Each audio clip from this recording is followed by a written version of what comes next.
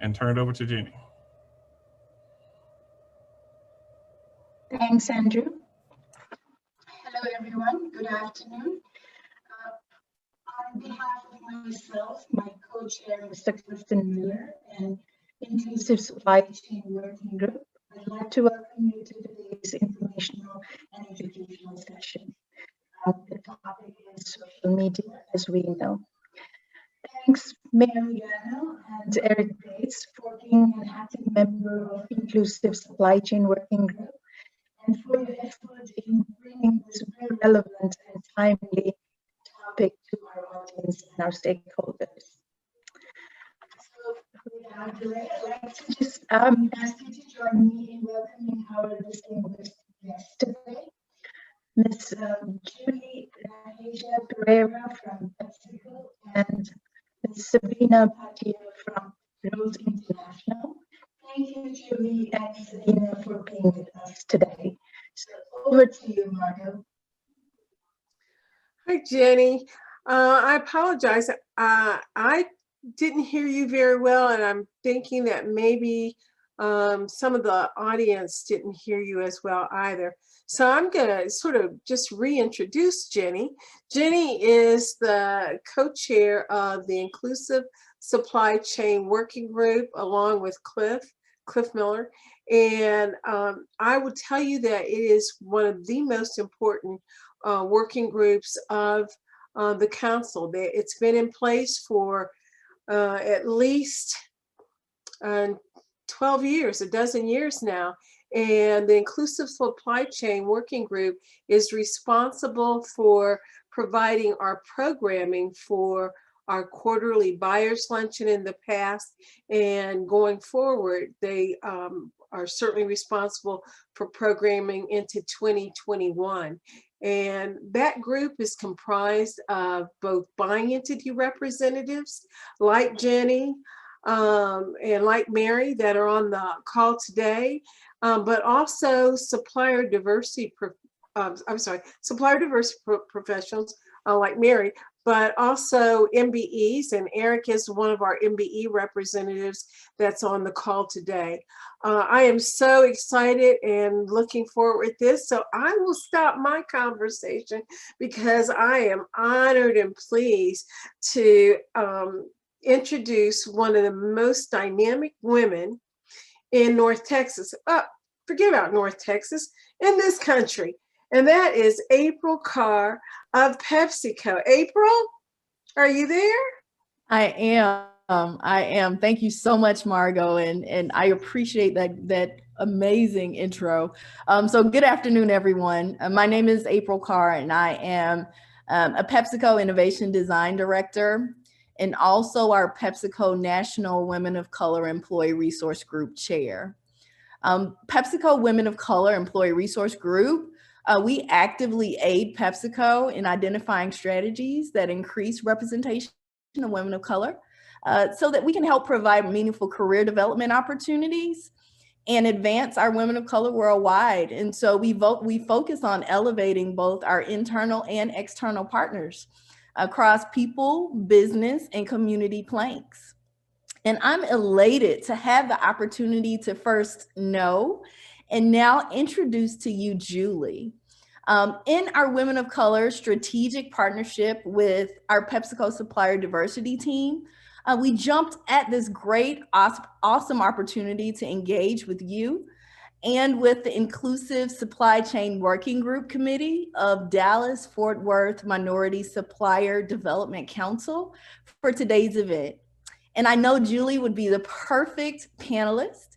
So I'm grateful for her engagement, and I'll tell you that you absolutely won't be disappointed. So with that, Julie is a 20+ year marketing executive.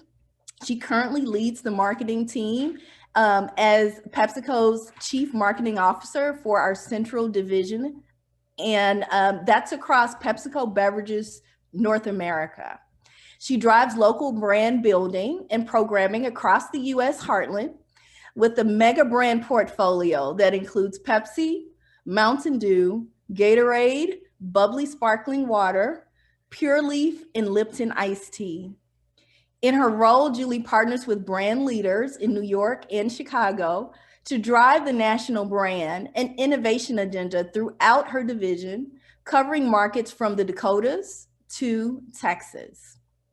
Julie earned a business degree from Wilfrid Laurier University, completed the Leadership Development Program at Harvard Business School, and previously worked at Nabisco Craft.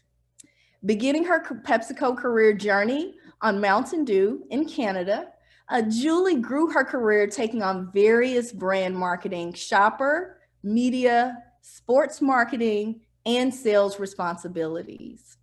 Currently serving as an executive sponsor for Equal, another employee resource group that's focused on LGBTQ+ for PBNA Central Division, Julie has been involved in various charitable and engagement positions throughout her career. She previously held roles in Canada for other employee resource groups, inclusive of Mosaic, our Women's Inclusion Network. She's actively engaged in Women of Color, and she served as a board member for the Collaboration Partners, which is a social impact consultancy. She's a strategist that's focused on authentic leadership, and she's inspired by others who own their choices in business and also in life. So she's an avid sports fan, so go Raptors.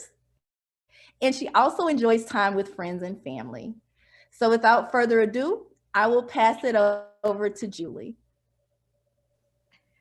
Thank you, April, for that very generous and probably too lengthy introduction. And to Roger, I was watching the chat, go Pepsi Zero Sugar. So we'll thank you for that.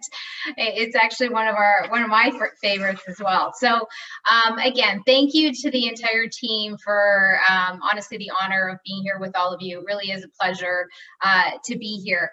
And I think, what I'm excited about is between Sabina and I, thinking about what's really important to you and your businesses and what you're trying to do for yourselves personally, but also for your businesses. Hopefully, I can give you a couple of tips on the way that I think about things and we think about it within PepsiCo that will be useful for you.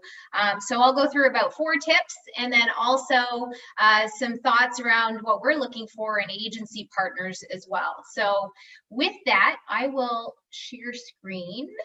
Hopefully this all goes as planned.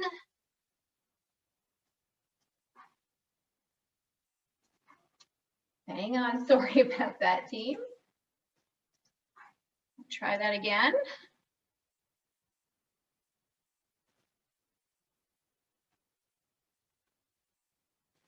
All right.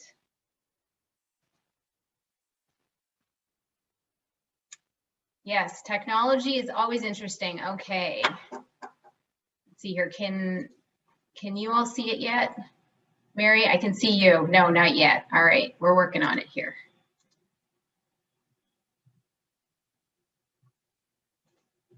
All right, okay, I see a thumbs up. I think we've got it here. So I've got my double screen here going, so hopefully, I'm looking at you right now, but the challenges of Zoom in this moment. So I'm gonna start with the first tip. And the first tip really is about knowing your brand purpose. So whatever business you all are in, you fundamentally wanna know why you exist beyond the actual proposition or the category that you're involved in. There's something larger that the world is looking for from your brand and beyond your category. So this is just one example of what I mean when you're thinking about knowing your brand purpose.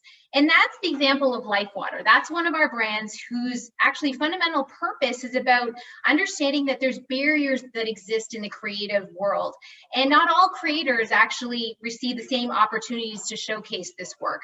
So particularly here, the example was, how do we help artists, particularly those Black creative voices that are out there who are trying to get their creative work out there? How can we really allow them to showcase it? So we're committed to advancing and showcasing that creativity and decided to partner with a number of prominent Black artists to immortalize some of the work they were doing, especially during this particularly challenging year. And what we did is we actually asked them to bring forward their art and offered $500 towards their original art submissions. And then they submitted it through Instagram with the hashtag Black Art Rising Contest and tag LifeWater as a brand. And then what we did was allowed all of that to come together in a digital exhibition to really uplift those voices and provide those voices a platform, putting forward about $50,000 in that program overall. So that's one example of really knowing that at the end of the day, it could come to life in many different creative platforms, but knowing that your role is to take away barriers of creativity, this is just one example of it. We also did it actually with schools. All of last year, we picked schools across the US and partnered with them. Many of them were looking for ways to beautify, and we partnered with local creative artists in the neighborhood to allow them to kind of put that splash of art in some school settings, which was really well welcomed by the artists, but also the school community. And so again, that's about knowing your brand purpose. The second one is about being empathetic with consumers. You know, many of my examples will kind of pull through this particularly challenging year and how we pivoted, but these principles allowed us to stay true to how we think about really authentically connecting. And this one is about really understanding what your consumers are going through at the very deep level. So Mountain Dew has had a history of working in the heartland for over 80 years. We were actually founded in Tennessee as an example, but more importantly, what we know about what Heartlanders were facing this year in particular is they faced a situation where suddenly the word outdoors was actually controversial. Going outside when we were all supposed to stay in with many stay-at-home orders happening in place was a real challenge. And for those who live in this part of the country, it was extremely difficult. Layer on top the financial and economic challenges that many Americans living in the heartland were facing, you could see that there's a real tension that was brewing. So what we decided to do was take those two insights by being empathetic for what Heartlanders were going through, and how did we, remove some of those financial barriers to getting outside. So what we did was we offered one-time $20 payments towards fishing and hunting licenses for Heartlanders to get outside and do what they love and get out there and hunt and fish. And depending on, when you think of all the different things that an organization can encourage in terms of behavior, particularly at that time of the year, things like safely hunting and fishing with your family and a small group was definitely feeling like the right approach to take. So that's an example of really being empathetic for your consumers and what they're going through and pivoting, but then also knowing your brand purpose, because we were already very connected to the Heartland lifestyle. The next one is about building your local tribe. This one is really thinking through how you can make your partners and your consumers into super fans, and how do you connect with them authentically. And so, many of you may know Pepsico is an organization that often has big celebrity partnerships, and we do, and that's an important element of how we use and amplify our brands and our voices with those partnerships. But we're finding is that smaller local level influencers can be even more impactful for us depending on the objective. And so we talk about influencers, micro influencers, those with maybe 1,000 to up to about 100,000 people following them. Everyday people who have these constant social network overall that are going on, who share their passions. Macro influencers are people we work with that are in the 100,000 to 1 million follower range overall, who are often specialists. And then you get to celebrities, which are usually about 1 million plus. But we can use those differently and think about them as you think about your tribe. And what we might do with some of these folks is you end up sending them product. They might do a product review. We've partnered with many different types of folks here. This example that I've got up on the screen right now is the Howdy Bubbly Cherry campaign. And this was about tapping into a local community insight. Those of you, I'm not sure if there's any Aggies on the call today in Texas or beyond on the call, but those of you know that the term howdy is, you don't actually say hello to people when you're an Aggie, you say howdy. So what we decided to do was, using our Bubbly brand, which has those hello type greetings on the tab of our cans, we changed our cherry flavor to have a howdy greeting for that message.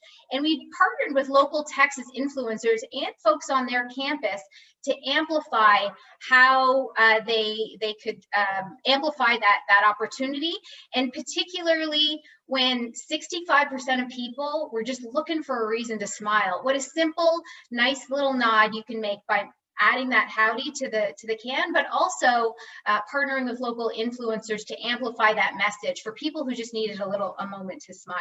So this was one that was a lot of fun, and we were able to really make it local in different parts of across Texas, actually. And then the last one, how do you involve your audience versus telling them what to do? So this example was almost the double click to that stimulus program I just mentioned to you on Mountain Dew. We first started out with actually offering up those $20 for anyone who went on. There was no purchase entry needed for that towards their hunting and fishing license. But then the double click was, there are a lot of organizations that are going through tough times as well. So what we decided to do was the outdoor grants. And this was now that we had started to create more of that tribe through the course of the summer, involving them into what we do. So we had overwhelming response to that first one that was actually exhausted in under 5 hours. This time we actually invited all of those folks that had already engaged with us to nominate local nonprofits for 5,000 grants, and invited those conservation nonprofits to also engage with us and apply for it. So you got that amplification to say, hey, what are the organizations that are important to you that we should support, that also remove barriers to people to getting outside? And so this was also unprecedented in terms of its response. We got well over, I'm trying to remember the exact number, over 40,000 folks to our microsite, over 1,500 grant applications, and we're going to be announcing those winners on Giving Tuesday in a couple of weeks, but very excited in terms of how we use the tribe that we had created to amplify this message for us. So that's an example of how you involve them in your journey.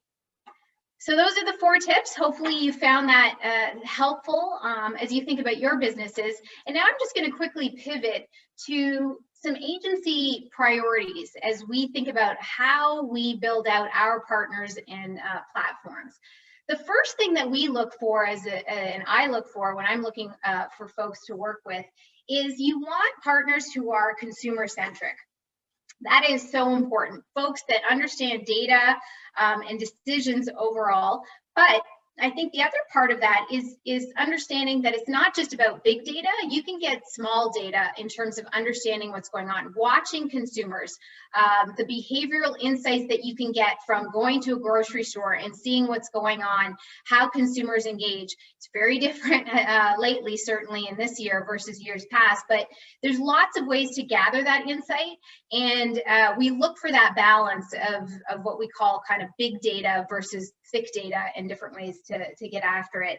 And then the folks that bring that forward and share with us the so what of what you might do with that insight, those are the folks that, you know, primarily is really the most important thing in terms of how we work with.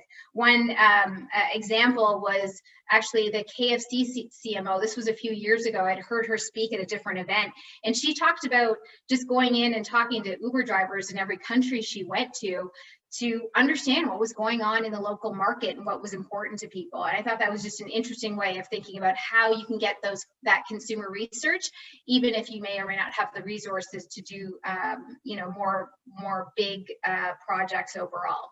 The second thing that we look for is how do you lead with creativity and creative excellence overall.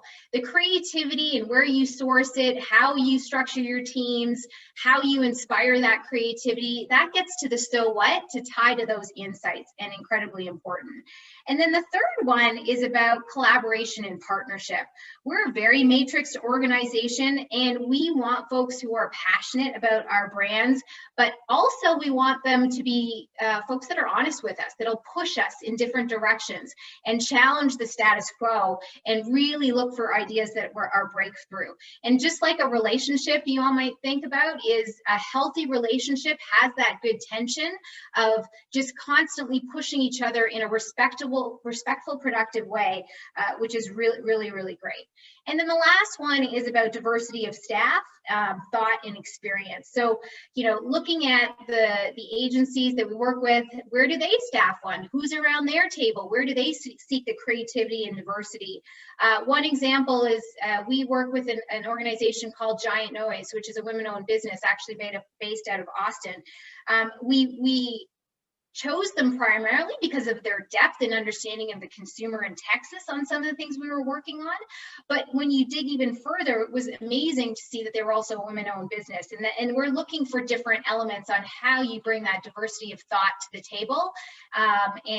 Those are a couple of things that we look for overall. So hopefully that was helpful to some of y'all. I look forward to any questions. And with that, I will pass it back to the group.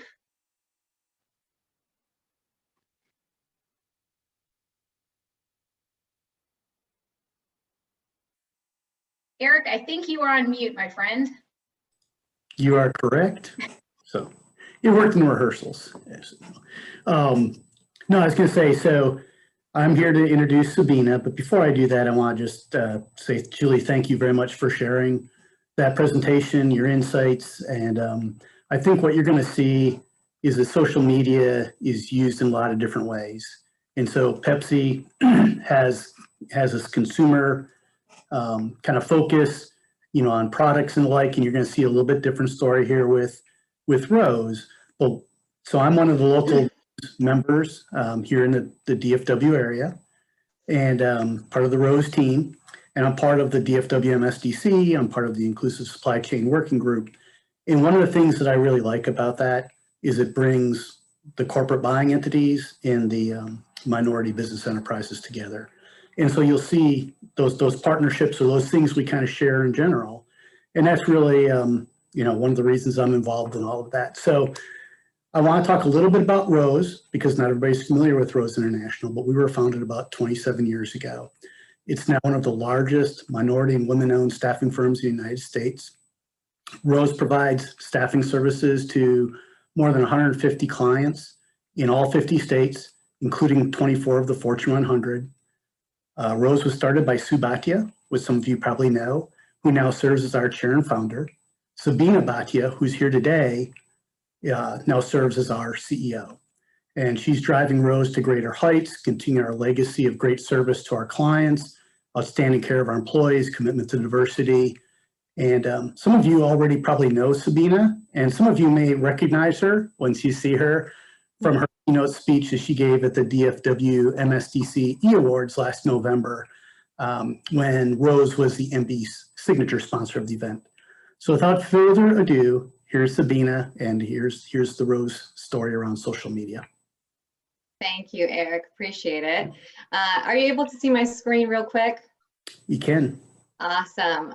All right. Thanks all for having me. Good afternoon. I am so delighted to be presenting some of the best practices that Rose uses for our social media strategy. And by no means am I an expert. I'm sure there's probably some marketing agencies in attendance today that would do this a lot better than myself, but I'm going to do my best. And I will say that we've grown completely organically, as Eric mentioned. So we've always tried to do everything in-house before resorting to outsourcing or consulting.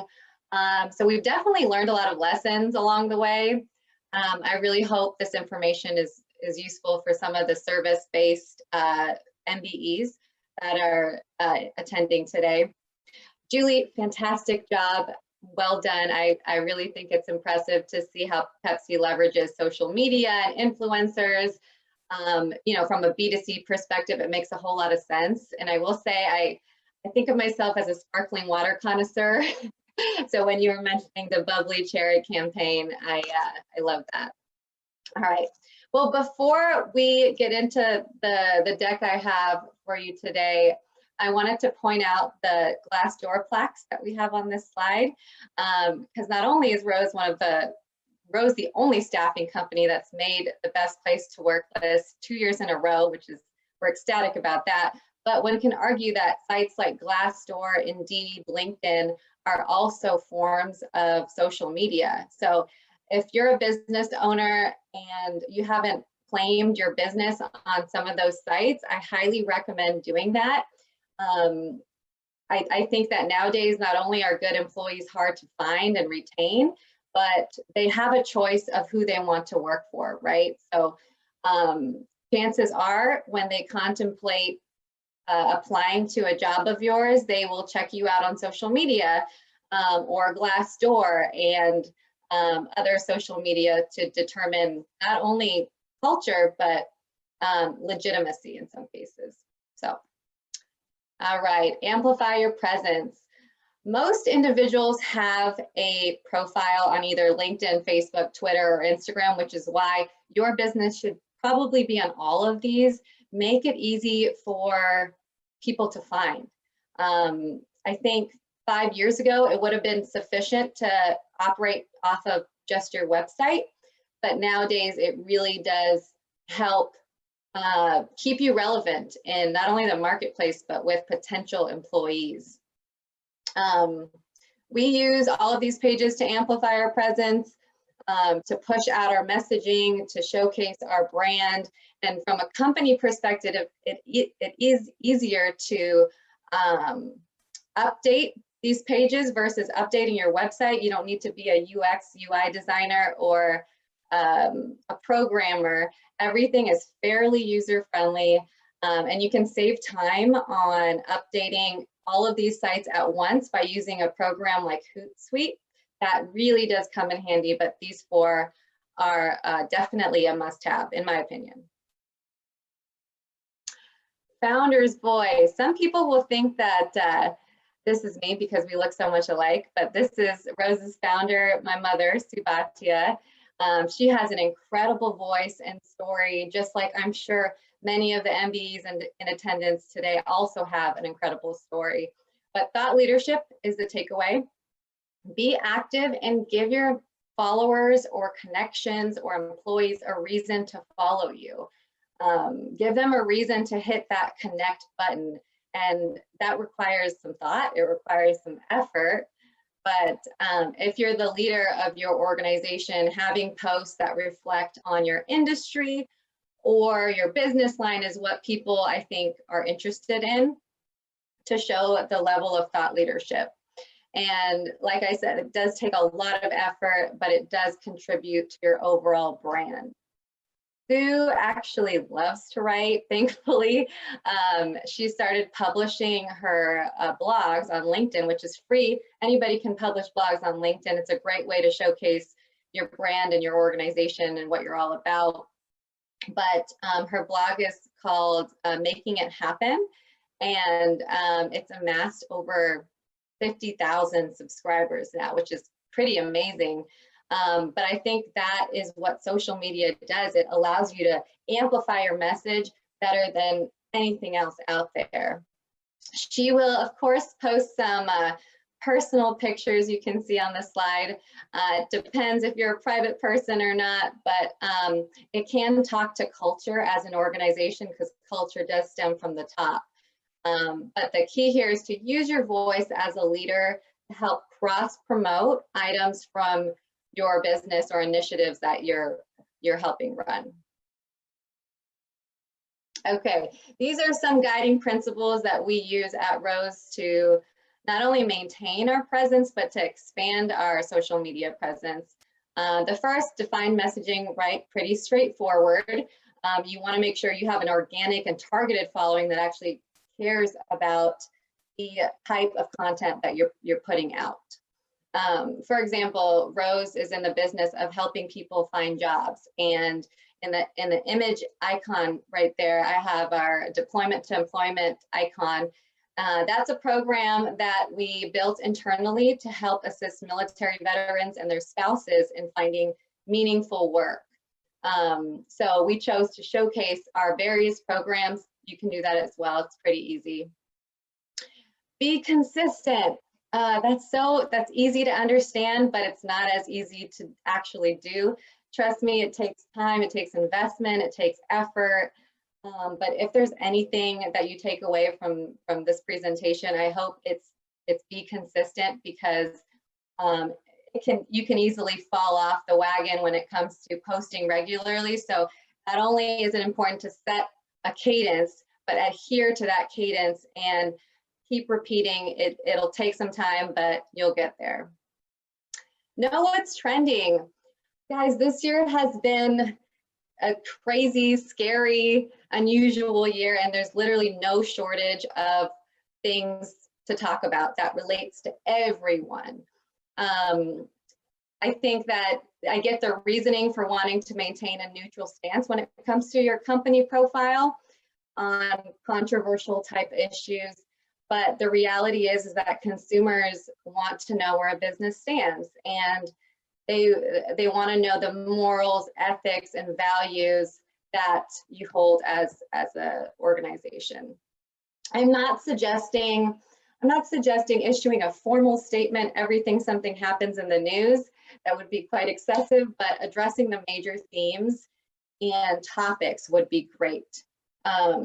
When we had our prep call and when Julie and I met each other, she mentioned Pepsi's racial justice initiative, and I think that's spot on. That's exactly what we should all aim to do.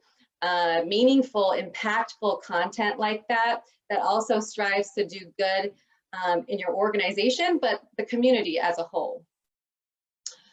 Engaging in healthy dialogue, that's pretty straightforward, but commenting, posting a variety of content in various modes like graphics, text, videos.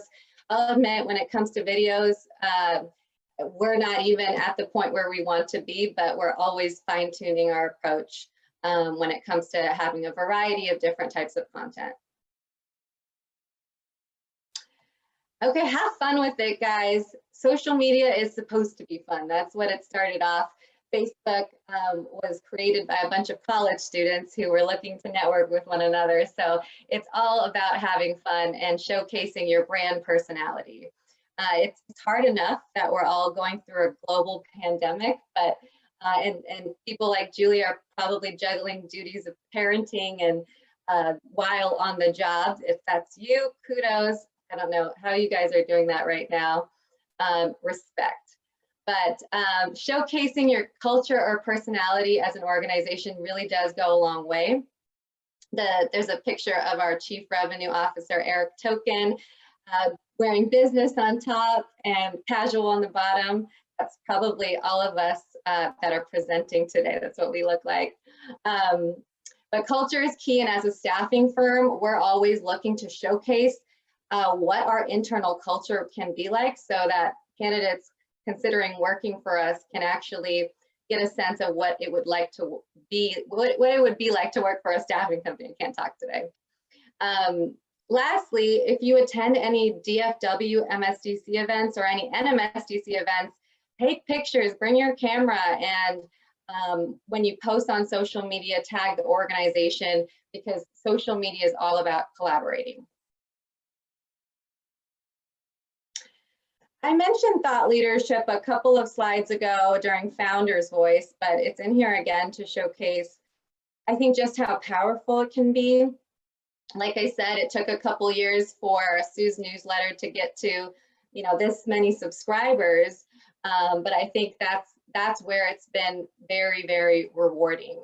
We get to see interactions from people all over the globe and get to see their insights and ideas and beliefs.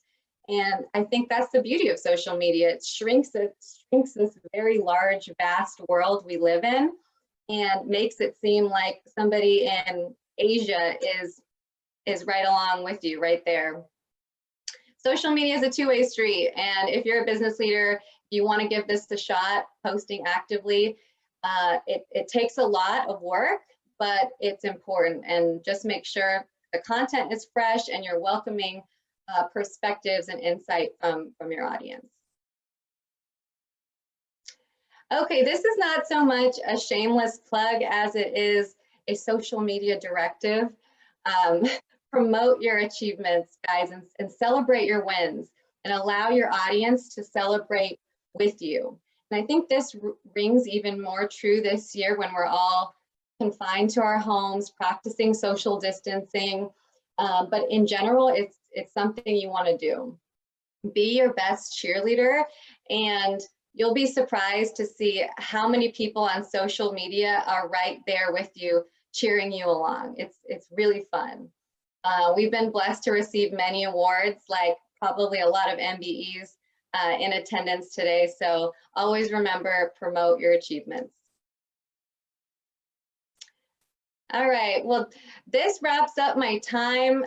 Thank you, DFWMSD, for having me. Of course, this is a social media presentation, so I would be remiss if I didn't encourage you all to follow Rose on all of our platforms. The QR codes make it pretty simple for you to find us on our pages. It really has been a privilege, so thank you, Julie. It was a privilege to present alongside you. That was amazing, and I hope this was helpful to all of you who took the time out of your busy schedules to present. Thank you. And I think now I'm going to hand it off to Eric for Q&A. I'm going to moderate the Q&A, so I would ask people to put your questions for either Sabina or Julie in the Q&A session below. First of all, I wanted to thank both Sabina and Julie. Great presentations.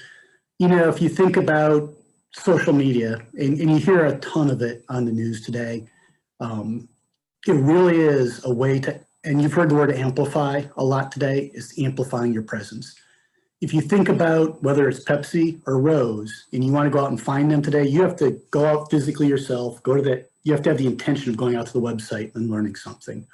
So you're going to require people to come to you. When you have social media, you're basically pushing your message out, pushing it out to a lot of different communities. And you have varying degrees of control around that message. But it's a great way to basically push your brand out, to push your thoughts out, to engage with all those different communities. And it's an incredibly cheap way to do that. So, I mean, you know, as an MBE, there really is, it's a way for you to engage without a lot of investment. It's what, you know, Sabina had said before, you don't need amazing technical skills. You know, so take advantage of it. It's, you know, more and more people are going to social media, and you're going to continue to see that. So, you know, rely on your website. You have a lot of control over that, but it takes time. Push your brand out to social media. So again, I'm gonna read the Q&A here, and I'll direct it to either Sabina or both, depending upon the type of question. So keep them coming. And the first question I have here, and I'm going to modify it slightly, but it's from Carolina. And the question is, are all social media platforms good for a freight forwarding company? And I'm going to kind of just change that is, how would you pick? I mean, so not all social media platforms are the same. There's differences between them. And how would you go about selecting which ones? If you're only going to select one or two, is there a thought process you would use in terms of which ones you would target? And Sabina, let's start with you this time. And then Julie, I'll go to you. Sure, absolutely. I think I'm coming from an employment perspective, a staffing perspective. So LinkedIn is essential to our business. Not only are candidates looking for jobs on LinkedIn, they're looking to connect with recruiters, to former bosses, to potential bosses.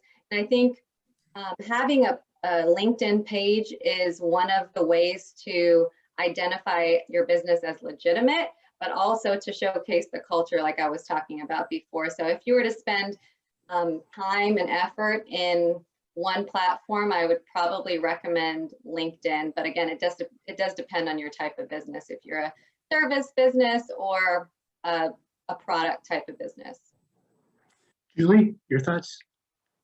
Yeah, similar to Sabina, I think it depends on the type of business, but here's what probably everyone on this call knows. If you're of a certain age range, Facebook makes a lot more sense versus a little bit more kind of Gen X, millennial. You're probably looking for more Instagram. And if you're looking at Gen Z, you're probably looking at TikTok. So it really does depend what you're trying to do in terms of building your tribe. I saw some of the chat earlier and I loved that line.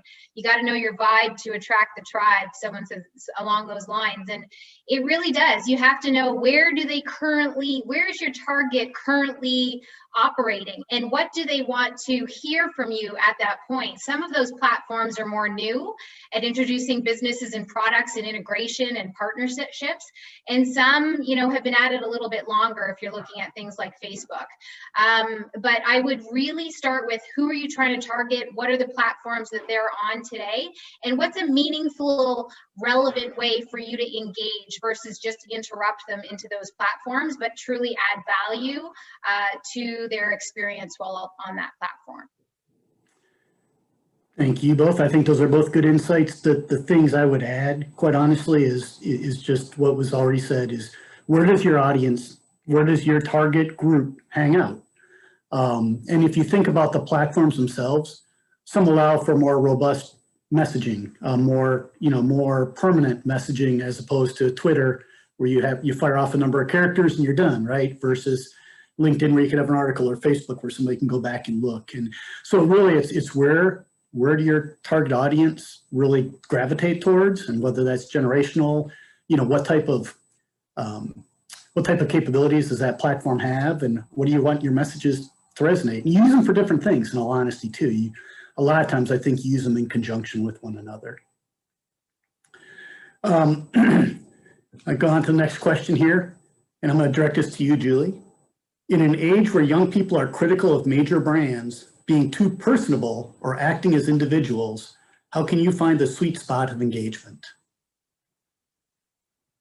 Yeah, that's a balance, right? But everything that we know about successfully engaging today is people want to know there's people behind those brands, right? It's not just a brand. Ultimately, we say, PepsiCo is an organization, but really PepsiCo is a bunch of people that live up to a certain set of standards and values and code of conduct and the way we operate that find ways to meet consumer needs. So when you're thinking about how to really engage, I think those are a couple of the things you want to think about is what is that balance and what's authentic to your proposition. You don't want to be too personal because people know that you're still selling a product, but you want to be authentic about it. I think one of the best changes that came about in the social media landscape was when influencers had to disclose that this was a sponsored post. And I think that's right for everybody in the platform on all sides to be clear when it's a partnership and when, it's just somebody doing it on their own. So my advice would be find those authentic partnerships and people and influencers who already were using you, enjoying your product or service, and find ways to elevate and partner with them even further to make it more personal and feel more real when they know that, Sabina was supportive of cherry or bubbly or sparkling water product. That means that goes a lot further than maybe somebody who didn't. So hopefully I'm not sure if it totally answered that question, but hopefully it helped. Sabina, please feel free to jump in. I was just going to say, if you want to sponsor me, I wouldn't be opposed to that. Free book. That is my follow-up. I'll take it. All right. If you think about it, I'm just kind of going off of some of Julie's comments there. At the end of the day, companies are all about people, but it is tremendously important to be authentic and to be honest and portray things, because at the end of the day, social media, there's a lot of perception involved, and it's hard to get all the facts, so to speak. And so you want to represent things in a constructive way, in an honest way, in an open way, and like Sabina had pointed on, some of the personality and some of those pieces, it all kind of weaves together. And I think that's the thing that social media is changing, is when we used to think about Pepsi before, maybe it was just a product, right? And now you're starting to see people, you're starting to see names, you're starting to see every one of us out in LinkedIn. I can go out there and look probably at least half of the people up, know where you went to school, know what jobs you've had, get a picture of what you look like. I mean, it's incredibly, transforming. And it is the reality of business today. All right, so let me go on to the next question. I'm going to address this initially to you, Sabina, but then Julie, if there's something you'd like to add, because I think this falls more in line with so Rose is more of a service than a product company, right? For those of us who are in the construction industry without a product, just a service, what are some social media content ideas that we can use? Gosh, that's a hard one. For me, not being familiar with construction, I don't know if I'd be able to come up with those ideas for you, but if there's a project that you're doing that you're extremely proud of and the customer allows you to showcase the great work that you did, I would say show it off. That's the best. Testimonials are the best way to market your business. I know we use testimonials quite a bit, not only from customers, but from employees that we place on assignment at, say, Pepsico. So testimonials matter. And I would say something that's more powerful than a testimonial, gosh, I couldn't share that with you. So content, if you're confused on what content to push out to your market, I would say testimonials. Go with that. Julie, anything you'd like to add? Similar. I'm not as close to the construction industry, but I can tell you my experience working with contractors. The little tip I always heard was it's about the compromise between money, time, and quality of the work. So for that construction business, if you lean in one of those couple areas, to Sabina's point, it's like, if you know the tension in your particular market or that particular audience is more one of those three, lean into those. But you could showcase testimonials to say, all these folks who know you came in on budget. That's super important depending on what type of, to everybody, I would think. Same with balancing the quality and showing people experiencing the quality of the work in whatever the construction project was overall. And certainly just the overall result of it. But I like the idea of testimonials. Just know where you want to lean in based on what your brand is about as a construction company and what you're really good at. Yeah, so I would add on there, what are your capabilities as a company, but then really reinforce that with, people love pictures. I mean, visuals in social media are incredibly important. So pictures of what you've done, and then testimonials of how much people enjoyed it. If you're part of construction, you're on Angie's List. If you have a great rating there, go ahead and share it. I mean, it's all about trying to build up that positive perception, getting your brand out there. And, whether it's a service or a product, it kind of follows the same kind of path in my mind.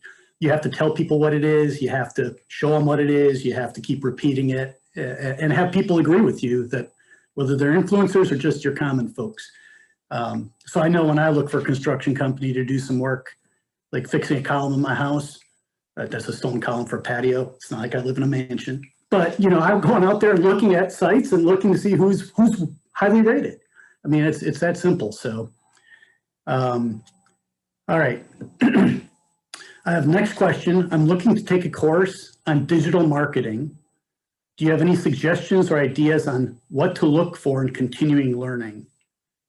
So I don't know, Julie, if you want to take a crack at that first. If you'd like me to repeat the question, I can.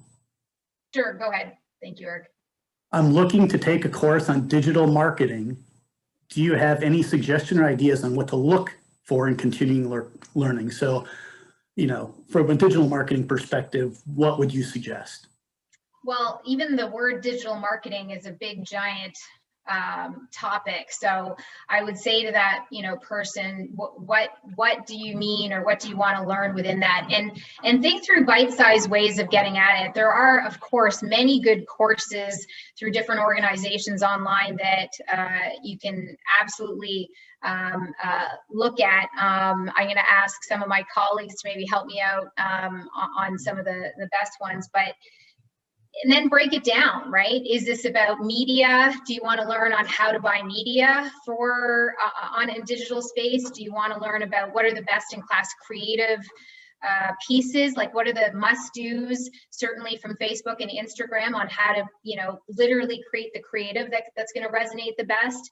Are there other elements on just broadly picking the mediums that are important to you that are helpful? The great news is that both of those organizations, as well as with Google and YouTube, they have many things that are available to small business owners in order to one, teach, but two, optimize their dollars across a number of channels. And I just picked those ones as the two large ones with Google and Facebook. But that's where I'd start, is look at what's available. You could probably get things, some great tips without, you know, a lot of dollars, and then start to break down what are the things that you want to learn in that journey, on understanding your audience, to understanding how to write a great brief, to how do you get to the creative, to how to buy the media.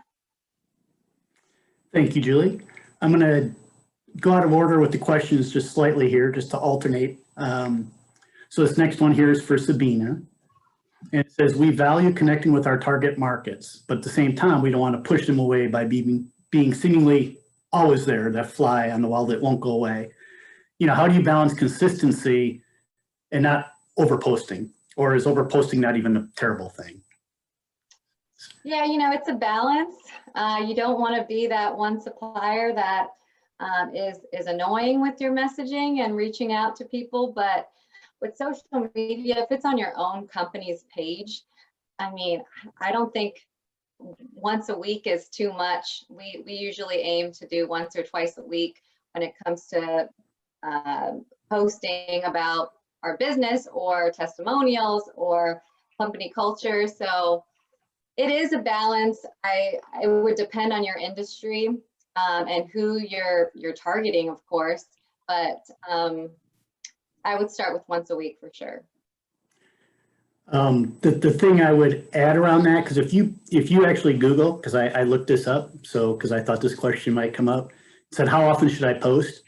It really varies by your social media platform. And that's because the permanency of some of those are different. And so if you're tweeting, you know, I think it was 4 to 5 times a week. If you're, you know, posting on Facebook, probably once a week is fine. So again, know your audience, know your platform, kind of what messages are you putting out? So I mean, if all you're doing is you're constantly patting yourself on the back, then people probably get tired of it, or you're promoting your services. But if you're giving thought leadership, that's a different story. Like one of the things that we try to do in Rose is give interview tips, for example, because a lot of our people are interviewing. And you know, it's constructive content that's relevant and is timely. And so if you're doing that, I think it's well received, and you can overpost, but just be aware of your platform and the types of messages. Julie, anything you want to add there?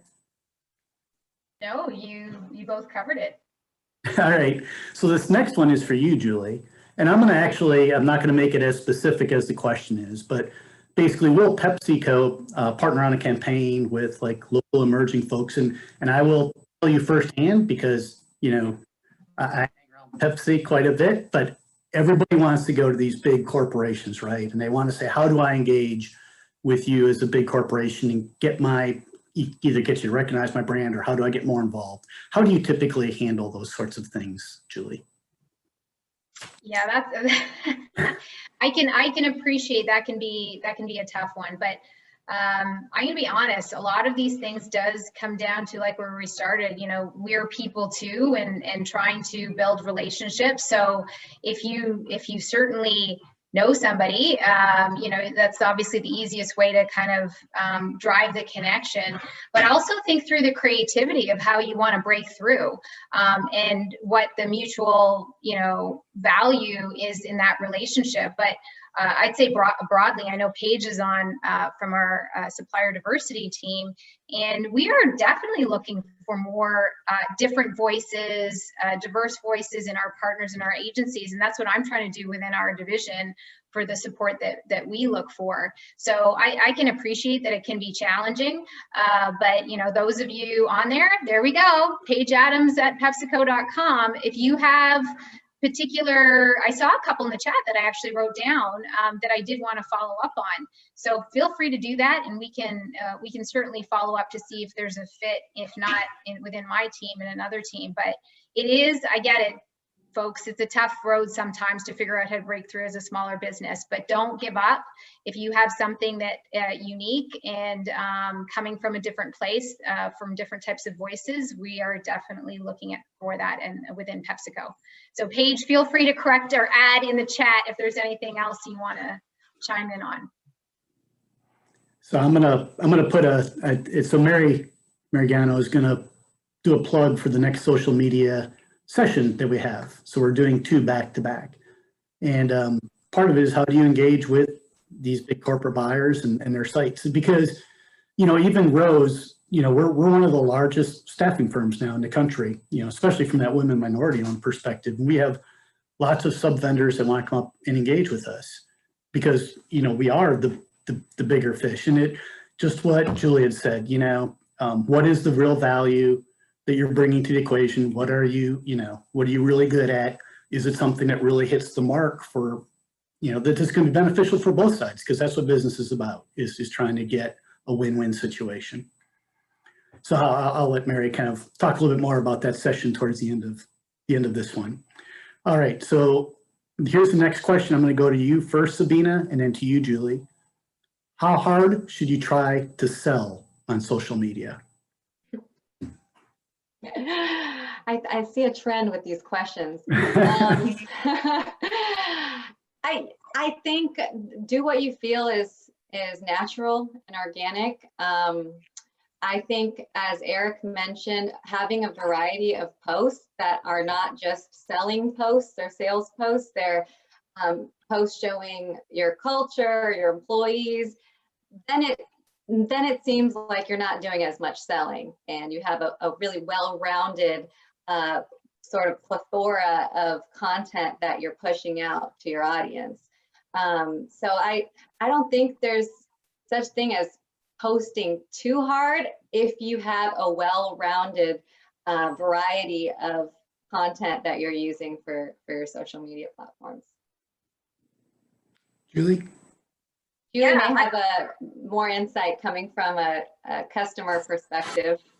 No, I think it does tie to what Sabina said. It depends where you are. So we talk about it as, the funnel in marketing when you're trying to, depending on what you're trying to do. Are you trying to drive awareness that you exist to a certain group of people or cohort? And when you're on social media, to this construction example, people that have been searching, looking up contractors or where to buy, kitchen fixtures, like people who are already somewhat engaged are going to be very different than maybe those who are on the fringes or not talking about it. So depending on where those folks are, you can, go for the sale a little bit harder versus maybe on the periphery. In our categories where you're talking about impulse in large cases, of categories, being top of mind is really important versus I need to buy toilet paper is very different than my life will end, as much as I love bubbly, if I don't have it.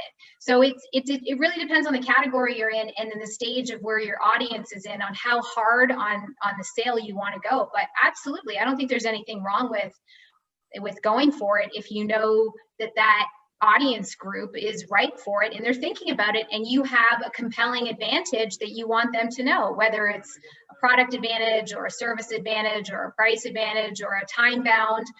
We often find when things are time bound on social, you get a lot more engagement into whatever you're doing. It's only available until Thanksgiving is going to drive a different behavior than just saying, here's our offering and just leave it open. So I think it just comes back to what you're trying to accomplish, but I'm all for going for the sale for that person who asked. Very good. All right, Sabina, this next one is for you. And I'll jump in at the end too, depending upon how you answer it. But we're also a staffing agency that has a target audience that doesn't look at LinkedIn. So that's good. They've already determined that that isn't where their target audience sits. How do I build a tribe with our Facebook followers? So they already have a Facebook site, obviously. What are the things you would recommend, from a Facebook perspective? You're on mute, Sabina.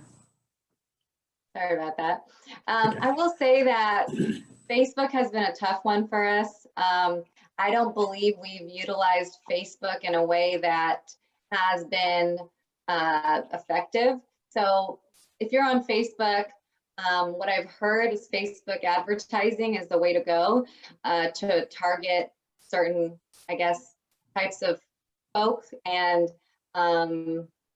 that's the way to go when it comes to Facebook. But if Julie has any ideas on this, I would be also willing to know what's the key to Facebook. Anything you'd like to add there, Julie? Why don't you go ahead, Eric, first? It sounds like you have some thoughts. Yeah, I do have some thoughts, only because I'm going to combine it with the next question, because we're getting a lot of very specific ones. And the next question is, what are the best platforms for bridal consignment store?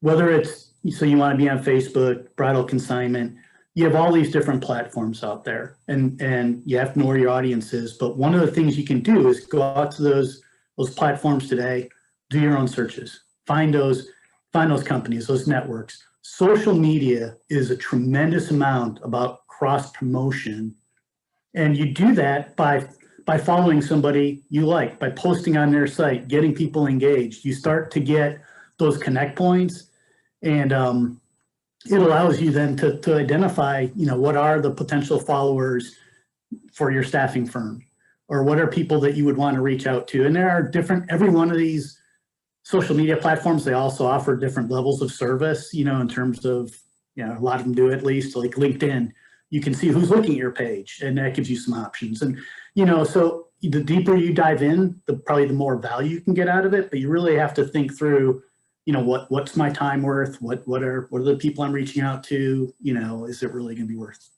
it? Julie, anything you want to add? No, I think you guys both covered it in that. All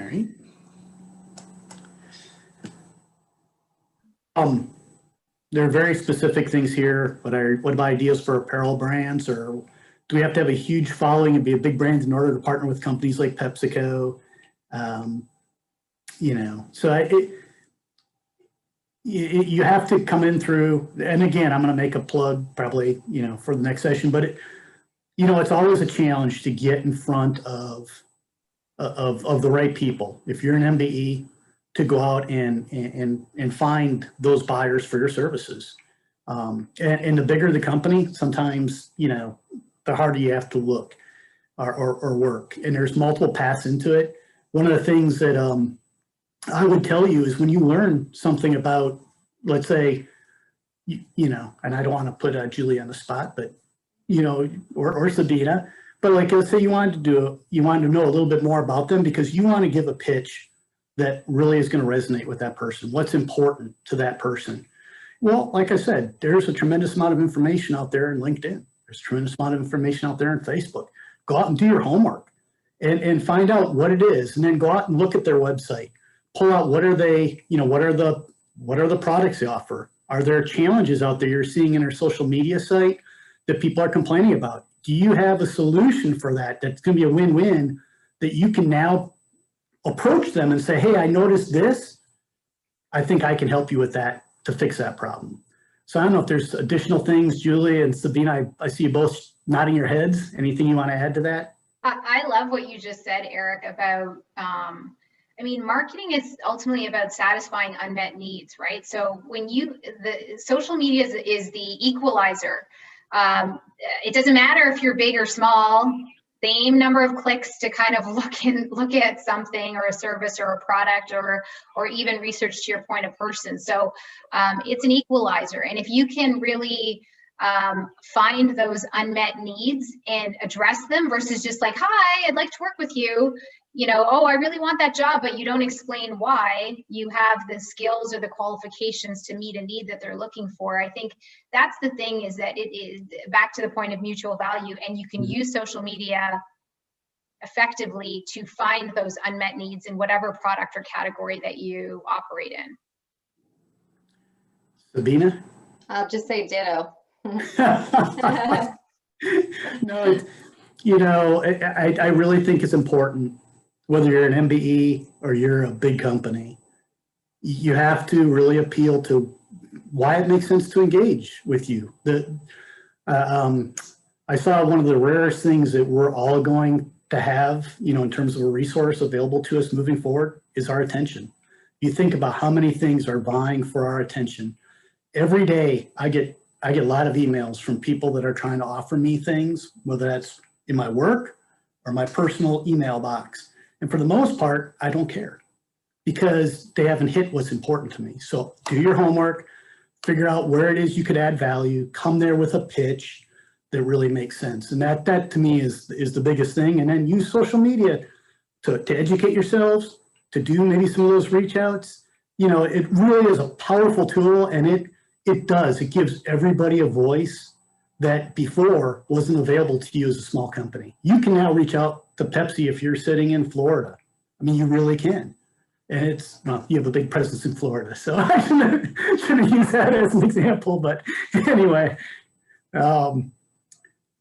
All right, let's see here. I'm gonna go to one of our predetermined questions because nobody's asked this one yet, but I do think it comes up.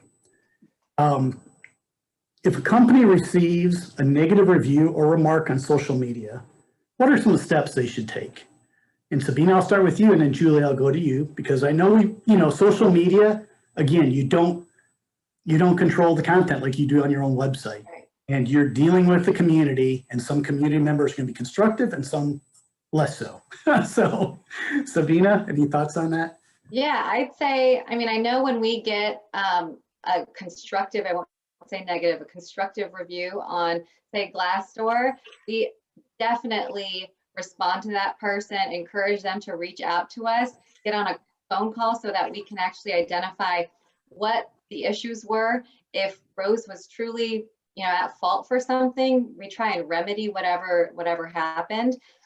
If it was a misunderstanding, we like to explain it so that in the case they want to amend their review, which would be amazing, because a lot of times it's misunderstandings. And you're right, social media, you can't control what other people post, which is why claiming your profile on all of those sites and having somebody working in the marketing department who kind of trolls what people are saying and posting in a timely manner really does help, because it doesn't, attacking things when they come out is better than letting things brew. So that's the advice that I would give for that question. Thank you. Julie? I completely agree with Sabina. Address, because when somebody is, sharing something, they spent their time, their energy, their money on whatever product or service and are giving you something very valuable, which is feedback. So responding in a timely manner and having protocols in place that, that somebody's always going to respond in 24 hours, I think is step one. And two, oftentimes people just want to feel heard, right? Nobody wants to call a 1-800 number, or very few. There are still some that do that, but primarily they'll go to social mediums and it'll happen fast.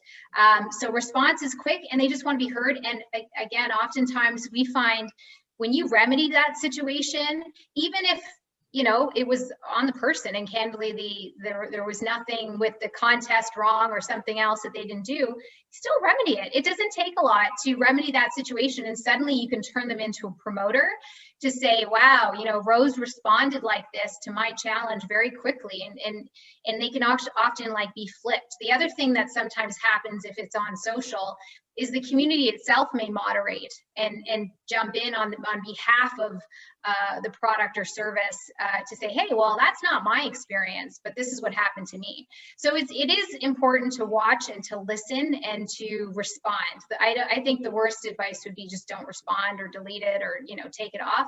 Usually that's not the most productive way to deal with, I'd say, the majority of situations. Yeah, I'm going to add to that as well. I mean, there's companies out there, if you're a big enough company and you have good pockets, there's people like Salesforce that will monitor all the activity that goes on and alert you to things. And here's your, you know, here's how popular you are, things like that, right? You can see all these different pieces. If you're an MBE, you're probably doing this on the side. But what I'd like to draw out from both what Julie and Sabina said, you know, monitor it, try to be timely, but respond to it. How you respond helps build your brand. And if somebody, even if you you have a chance to turn that person who posted that comment, but the people that see that comment and then see how you responded, that helps build your brand and helps in that way too. So, you know, there's not one way to do it, but try to be timely, try to be, you know, constructive, all those different things. I don't know, so we have probably just a couple more minutes left. I'm going to ask one more question here, and then maybe Julie and Sabina give you a chance to summarize, and I'm going to turn it over to Mary. So the last question that I'm going to have from our list is, Sabina, potential employees are being more selective on companies in which they seek employment. What can corporations or companies do to attract employees? And, you know, the same probably holds true of Pepsi because you guys hire a lot as well. Absolutely, and I think you're exactly right.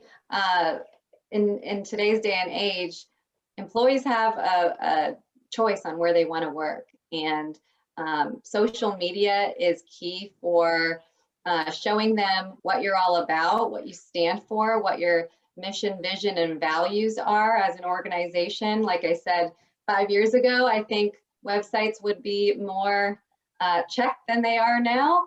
But what can you do as a company to, I guess, attract talent, right? That's your question, Eric? Mm-hmm. Yeah, attract talent. I think showcasing what good you're doing for the community that's big right now. There's a lot going on, and like I said, you can't ignore the tension and what the landscape is. Showcasing what you stand for as an organization, it matters.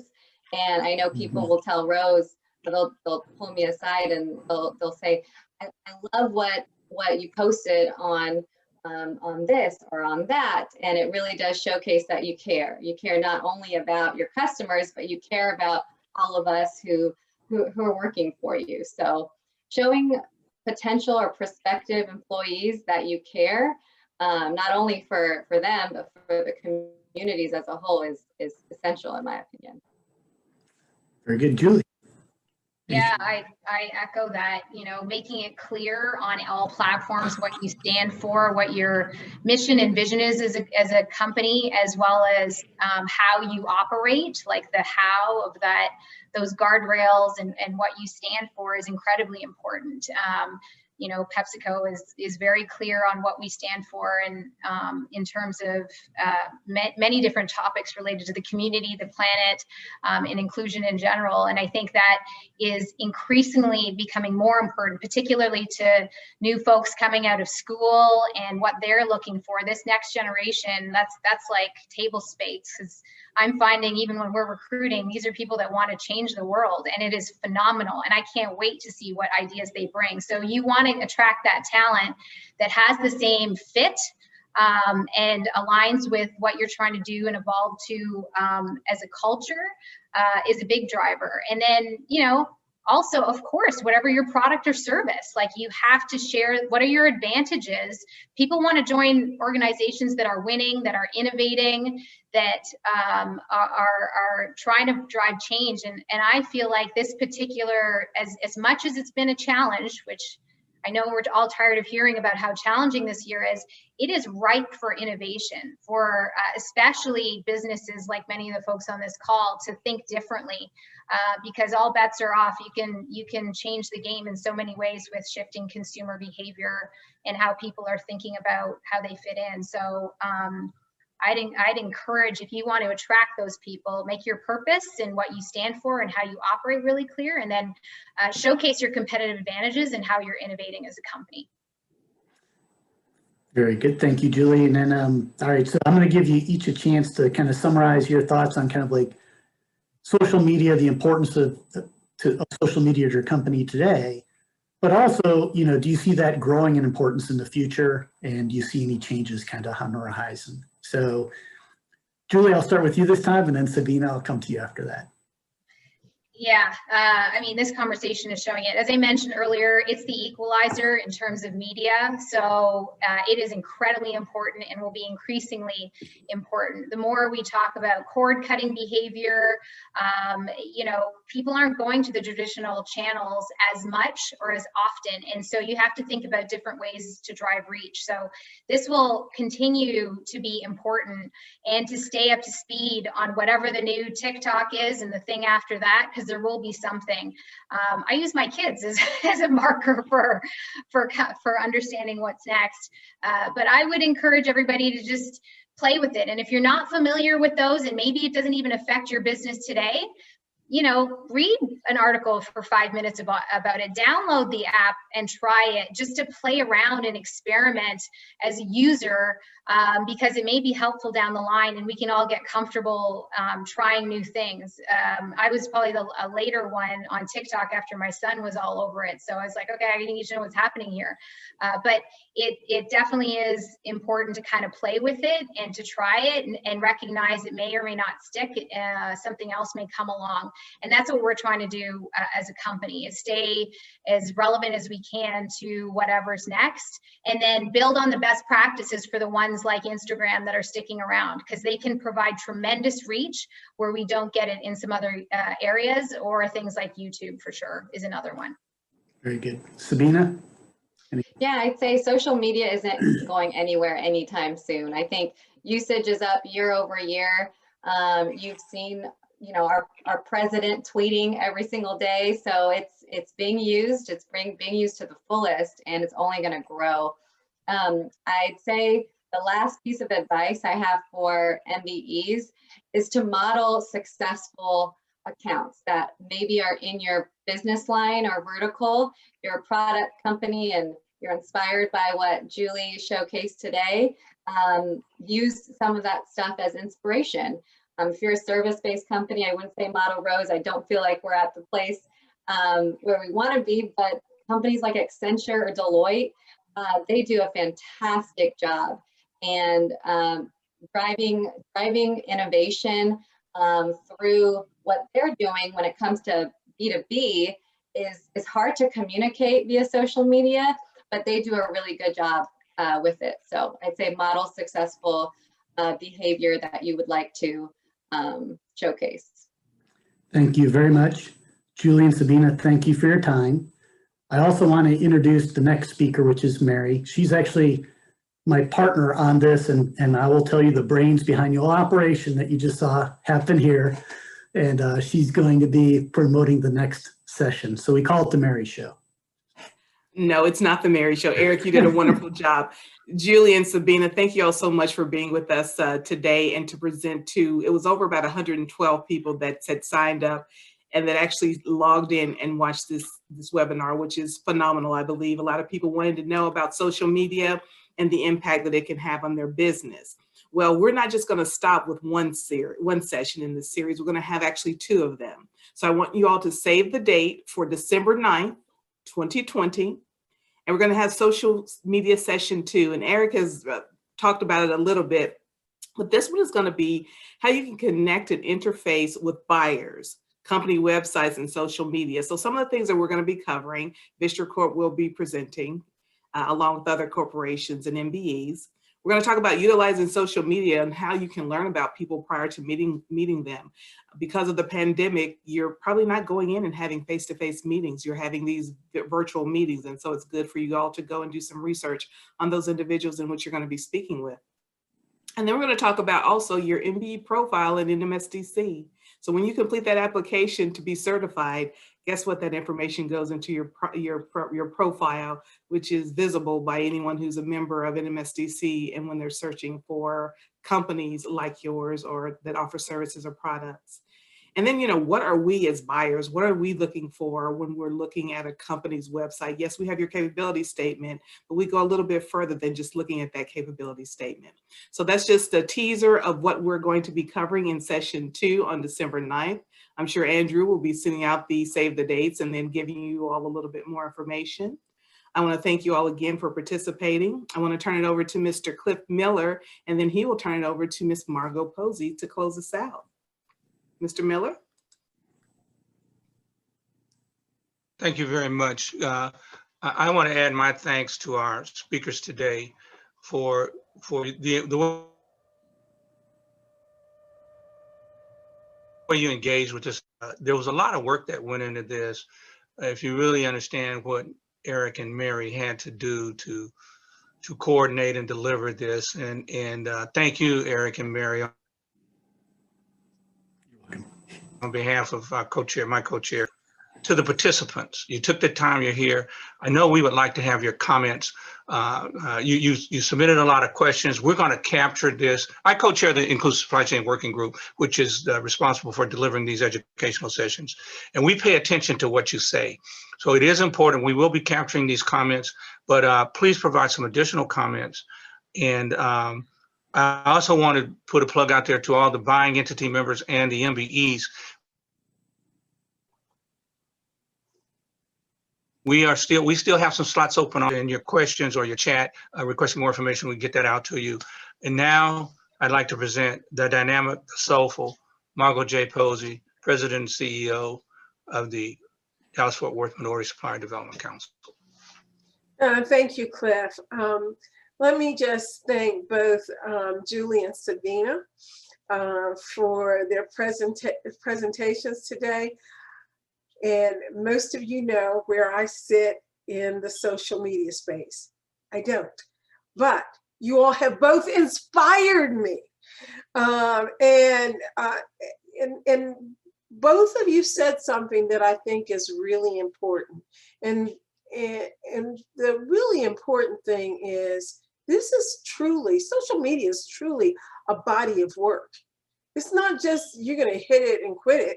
You've got to do it. I mean, if you're going to do it, you got to commit, and that takes time, effort, and real work. And again, the time to actually do it and to do it right. But I think that both of you have certainly inspired the whole group. And I'm looking at all the questions that were in the Q&A, and then there were questions in the chat. So I think we're in a better place. I know we're in a better place than we were before we had this. And I'm excited about the second part of the series. I want to thank our Inclusive Supply Chain Working Group. I thanked them at the beginning. I thank both Jenny and Cliff for their leadership. I want to thank Eric and Mary, because they actually did take the lead, and you have no idea how long it took to put this together, because we were determined to put something together with the very right people to present. And everyone has busy schedules, but vetting out who would give you, the audience, the best information, I think that was harder than anything else. And I applaud both Mary and Eric for their diligence in making sure that that happened. I want to thank Nicole. She's our staff representative on Inclusive Supply Chain, and picks up and does anything that she's asked to do. And we appreciate her for that. But I really appreciate all of you that tuned in for this. hopefully you'll tune in for the second part of the series. It will be easy to remember because it's on December 9th, which is one day before the E Awards Gala, which is on December 10th. There we go. There we go. And we are using social media to communicate information on the E Awards. So we hope that you'll take advantage of that. We've got a couple other things that I would be remiss without mentioning. And I know I'm almost out of time. I'm probably out of time. But we also have, here's the save the dates for the Fort Worth ISD and DFWMSDC series. You don't want to miss that. It's going to be how you do business with Fort Worth Independent School District. Then we've got, but this week, and Andrew, correct me if I'm wrong, but I think we've got the Dallas Independent School District event tomorrow. And I know that we have over 1,000 people actually signed up to participate in that. We've done that virtually in the past. We've always had at least 350 to 450 people show up. And tomorrow, it is tomorrow, right? Is that correct? Yeah, it's tomorrow, yeah. It's tomorrow. And we've got over, on Friday, we had over 1,028 people. So, you know, if you can get into that, you want to participate. I think it'll be a great opportunity. It's not just Dallas Independent School District. I believe there's actually 12 independent school districts that are participating in that activity and event. I want to wish you all a wonderful Thanksgiving, and we all can be thankful because if you're on this call, you're here. You know, you're here. And so with that, again, hats off to our speakers. I told you when I introduced April that we had dynamic women. Well, you've heard from them. And Eric, you were dynamic too in your responses because you were part of that team as well because you answered a lot of those questions. So Eric, thank you for that because it was icing on the cake. Okay. All right. With that, I'm going to hand it back to Andrew. Thank you all so much for attending. The Dallas-Fort Worth Minority Supplier Development Council is here to serve you. Let us know what we can do better now and in 2021. We don't have all the answers, but we know that you have the information and the input that we need. So share it with us and we'll try to incorporate all of the things that you tell us into programming that really works and is beneficial to you. That's what Jenny and Cliff and the Inclusive Supply Chain have done over the years, and that's what they continue to do. So we do want to hear from you. Again, thank you so much. Appreciate you. Tune in for our next activity. All right. Thank you, everyone. And everybody have a great day. Thank you all.